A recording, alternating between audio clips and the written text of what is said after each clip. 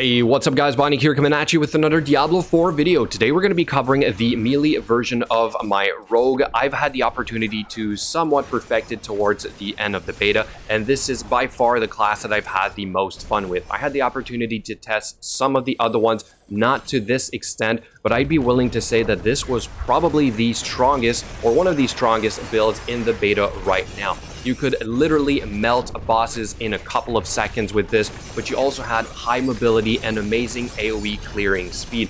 Even the Butcher was no match for this build. He died in roughly 8 seconds by the time that I started hitting him, which is insane. As for the world boss, we already know that this guy can be soloed by a rogue, and I'm pretty confident that with this build right here, I could have done it as well. It took about 3 minutes for our last kill, and this was not even with my fully optimized build. So in today's video, I want to go over the skills and the gear that I used to pull this off. If you guys like the content, please do not forget to subscribe and hit that notification bell, as I will be making more content for Diablo 4 in the coming weeks. Alright, so let's first start with the skills. The basic one is going to be Puncture along with these two passives to give us a stack of Vulnerable. If you would be using the range version, then perhaps Forceful Arrow along with Rapid Fire would be your best bet. But because we're doing the melee, we're going to be using Twisting Blades along with these two passives, the last one being really important to reset your cooldowns. As for agility skills, we don't currently have any points. Everything here is from gear. We do have these passives right here, which are really important. But with more points, I would probably pick up some of these passives as they would give us a DPS boost. I don't always use these two skills together on my bar at the same time, but when I am fighting bosses, I am for sure going to use Shadow Step, and I'll explain that a little bit later. But sometimes you want to have Dash as well to just help you clear content a little bit faster.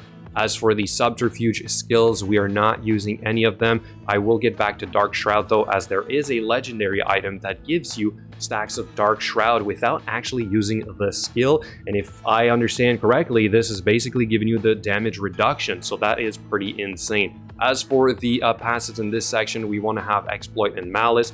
And finally, for our imbuement skills, this is where the bulk of the damage will come from. We are using two of them. Shadow imbuement is great for clearing packs of mobs. We would pick up the rest of these passives if we could. I would probably go with this one. As for poison imbuement, I decided to go with these two passives, but perhaps this one would be better. More testing is needed to figure out which is best. As for the ultimate, Shadow Clone is probably the best one, as it allows you to pretty much double your DPS while it is up. We would certainly use these two passives right here. Quick notes, if I were to have more points, obviously we would go for the ultimates down here. There are a couple different ones that I would want to try out. This one here, pay attention to the fact that you need to hit an enemy from behind, which is why I think that Shadow Step is probably a little bit better to trigger this. But this one or even this one could also be interesting to try out. If I would have even more points, I would probably go with these passives right here. This could address our resource generation issues. We have to use Inner Sight for the time being, but maybe because of these, we could go back to using the combo specialization. Also down here, if I were to have more points, I would certainly pick up Sturdy, but more importantly, Siphoning Strikes, as this would give us a lot of survivability. Now let's go over the gear, which has been pretty much min-maxed at this point. However, I would still test a few more things, like moving some of the legendary aspects around on like your two-hand weapon, your amulet, and your weapons and rings to see if I can squeeze out a little bit more DPS. But as for the defensive ones or utility ones, here's what I have settled with. So for the helm, we are using the critical strikes with Marksman. Will give you a free Dark Shroud Shadow, which gives you, like I said, the damage reduction from the skill, and you can get more than one, which I think is pretty broken. But hey, this is great, especially for the world boss fight. You would also want to have on the gear itself Shadow Imbuement, Poison Imbuement, and anything else to boost your DPS. For the chest piece, we have the Barrier one, along with the Amulet, which works in tandem with this one, to give us a 41% increased damage while it is up. As for the skills on these two pieces, +1 to agility, +1 to imbuement, I think is really important. And then for the chest piece, we have plus the shadow damage and poison damage. Then for the gloves, +2 to twisting blades, critical strike, lucky hit here would also be really important. And we've decided to go with the aspect that you deal more damage for each second that you stand still, which is why also that my attack power is boosted right now, because I am standing still. Something to note about this legendary aspect and using Shadow Step is that when you Shadow Step behind an enemy, you technically did not move, so it should not remove your stacks of this.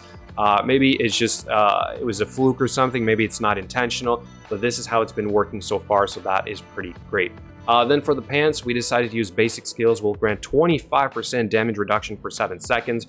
And because we're going to be using Puncture anyway to trigger some of our other passives, I think that this is really good. And eventually, once we have enough lucky hit, we may be able to fully drop the inner sight and go back to combo point. So you would try to weave in a couple of hits with your basic skill to empower your Twisting Blades even more. But that we'll have to wait until the launch.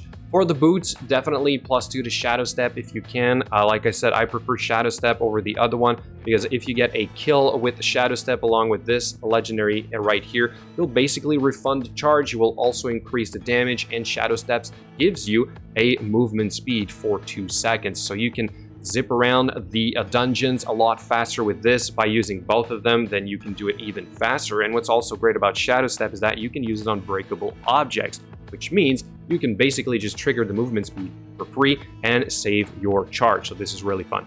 Then for the main weapon, we are using the Twisting Blades that orbit around you. And I think that this is at the core of this build. Does it need to be on your two-hand weapon compared to some of the other ones? I don't know yet. Again, more testing is needed for this. But basically, you would want like vulnerable damage here, just more raw damage. Anything to core skill damage would also be really important to have. As for the rings, critical strike, critical damage, lucky hit is also something you would want. We are using the marksman skills, have up to a 10% chance to create an arrow storm. So again, more reason to use your puncture because this is the only marksman skill that we have on this build to trigger even more damage. And then when you pop your shadow clone, he's going to do the same thing, and then you can hopefully fill up the 5 slots for arrow storms to have even more DPS. Then for this one right here, critical strikes with your core skills will increase your attack speed. So again, this is kind of to support the whole build, to have even more puncture procs to proc everything else. As for the final legendary aspects, we want to make enemies vulnerable, when we make them vulnerable, we have a 32% chance to grant increased critical strike chance. If you remember, on some of our skills, this would trigger our lifesteal if we were to get siphoning strikes.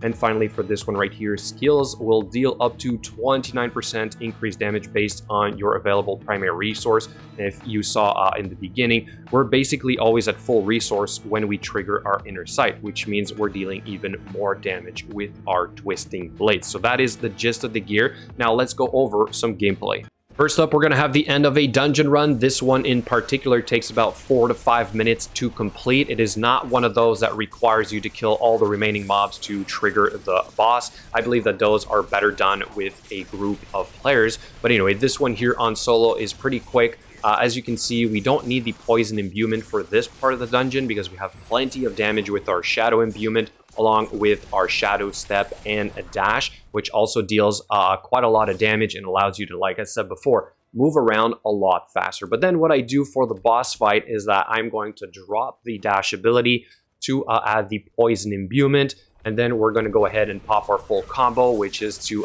shadow step, our shadow clone. We're going to do shadow imbuement, poison imbuement, and then that's it. The boss literally melts in seconds.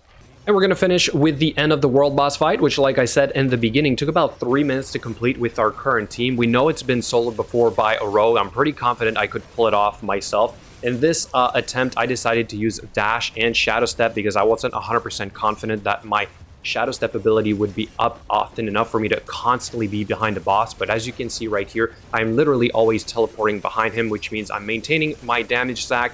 So I could have dropped the dash ability for the poison imbuement and deal even more damage. I'm pretty certain that I dealt at least 50% of the damage on this guy. So guys, there you have it. This is the showcase or the build for the melee rogue with Twisting Blades, along with 2 imbuments for maximum damage. I want you to know what you guys think in the comment section below. Thank you so much for watching, and I will see you guys in the next video.